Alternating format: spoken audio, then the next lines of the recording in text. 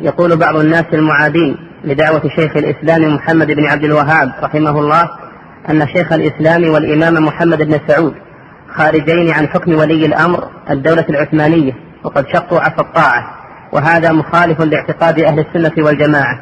ما رأيكم في هذه المقولة أثابكم الله؟ وهذا الذي يقول هذه المقالة هل هو ملتزم بالسمع والطاعة؟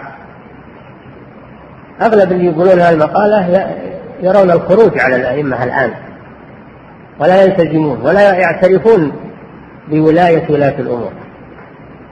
هذه ناحية.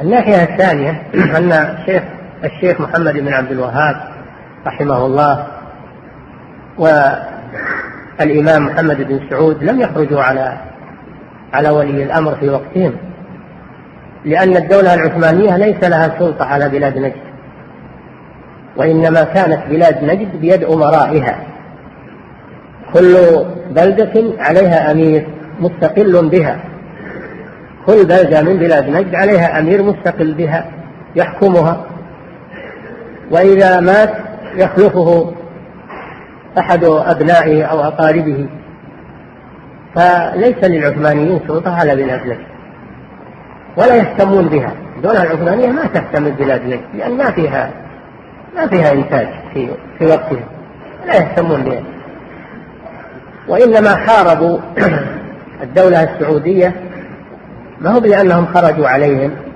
حاربوهم خوفا منهم، حاربوا الدولة السعودية خوفا منها لما عظم شأنها وظهر أمرها خافوا منها فحاربوها خشية على أن الدولة السعودية تغزوهم في بلادها.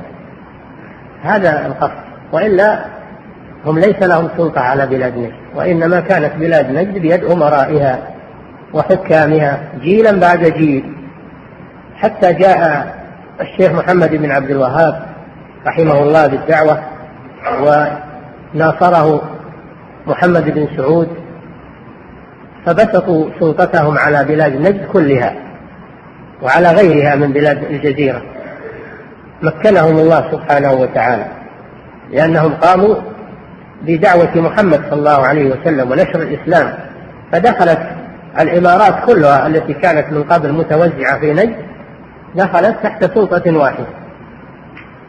فحينئذ خشيت الدولة العثمانية أنهم يصلونهم في بلادهم، في بلاد العراق وفي بلاد الشام، خشوا على أنفسهم،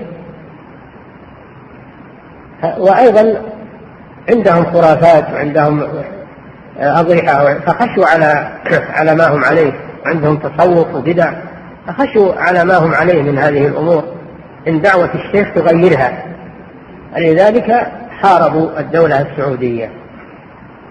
نعم.